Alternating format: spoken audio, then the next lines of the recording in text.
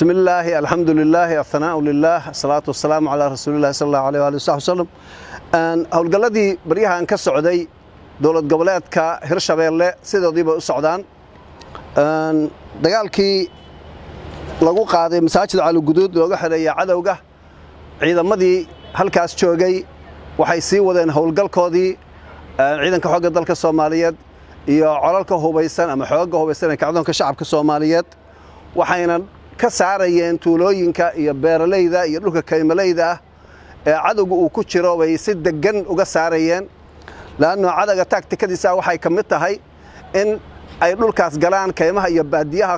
koox iyo unug ay u galaan oo ciidanku markuu dhaafo ay gadaal dhibaato ka geystaan ama ka soo weeraraan ciidanka saas darteed waxa laga maraa noqotay si saf balaaran ah oo jaha kasta dhanka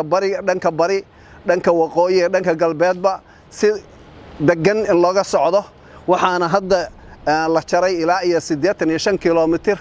oo ah boqolkii kilomitir oo u dhaxeeyay aadan yabaal iyo masaajid Cali Guduud ergadaas waxa laga saaray tuulooyin ay kamid tahay Daar Salaam iyo Harka Dheere oo cadawga looga dilay ilaa iyo 6 inta la arkay ciidankeenana xoogaga kacdoonka shacabkana laba kamid oo ay dhaawac ku soo gaartay waxa kale dhanka Hiiraan dagaal adag ilaa xalay saaka uu ka socday meesha la yiraahdo Mabaax waa xuduudda Hiiraan iyo Shabeellada Dhexe dhacda waana magaalo muhiim u ah tuulo muhiim u ah cadawga ciidanka cadawga markii halkaas lagu galay waxay ciidan noo soo xaqiijiyeen saraakiisha howlgalkaas sameysay 10 cadow kamid oo inay dhimatay innagana 3 kamid ah cutubyadii howlgalka gaaday in khasaare soo gaaray dhaawacyo laba dhaawac culus iyo hal dhaawac fudud inuu soo gaaray cadawgaas halkaas ku dhintay qaar 4 kamid ah waxa dilay miina ay dhulka dhigelinayeen yaa ku kacdo dishay qaarna israsaasayntii ka dhaxdhacday ciidanka iyaga iyo ku dhinteen meeshina way ka carareen ciidankuna waa si daba joogan insha Allah ta'ala waa laga saari doonaa meel kasto ay ku gabadaan dadku waxay isweydiinayaan howlgalladu maxay u daahdaahayaan maxay u haakanayaan howlgallada waxa lagu dagaalamayaa waa dhul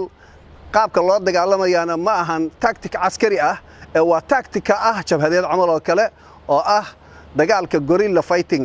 dagaalkaas oo kale cadawgu wuxuu sameeyaa markii meel laga qabto inuu ku firdho dhulka baadiyaha ah koox iyo unug iyo go'on inuu u galo dhulka kaymalayda ah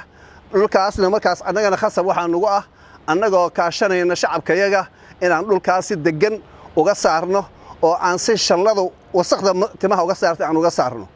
taasna waa lagu guuleystay dhul u dhaxeeya aadan yabaal iyo masaajid Cali Guduud ilaa 30 kilomitir ah oo kaynaha baryaha ka lagu mashquulsanaa shalay baa laga gudbay waa dhamaatay taasna dhankaasna waa laga gudbay mar dhow insha Allah ta'ala war wanaagsan baad maqli doontaan oo waxaan soo afjari doonaa dhammaan xoreynta degmooyinka dowlad goboleedka Hirshabeelle si aan markaas u wajahno dowlad goboleedyada kale oo wali degmooyinkooda qaarkood ku hareen gacanta cadawga guulahaas aan shacabka Soomaaliyeed la wadaagayna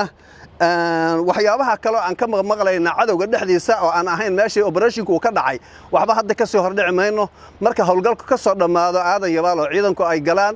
ay waajibaadkooda ka qabsadaan markaas kamid ah insha Allah ta'ala la soo wadaagi doonaa wixii halka ka dhacay ama khasaare ay qaabka loo howlgalay